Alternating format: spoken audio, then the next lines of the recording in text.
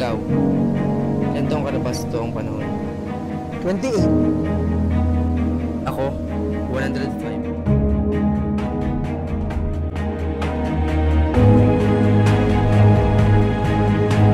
Pwede na sa'yo lahat ng oras. Pero hindi sa lahat ng oras na sa'yo ang lahat. Ikaw.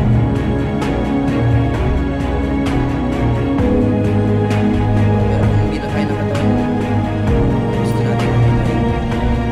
Kailangan natin kumain. Will! Ma! Absolutely. This was so bad. Pero mukhang isa ka sa mahihina. Isa akong timekeeper. Hindi ako nagbabase sa ustisya. Ang pinagbabasehan ko lamang ay ang mga bagay na susukat. Ang oras, minuto, at segundo. Kung mahuli ka man nila, siguradong kukunin nila lahat ng oras mo. Bakit ka pumunta dito sa Greenwich? Babawin ko lahat.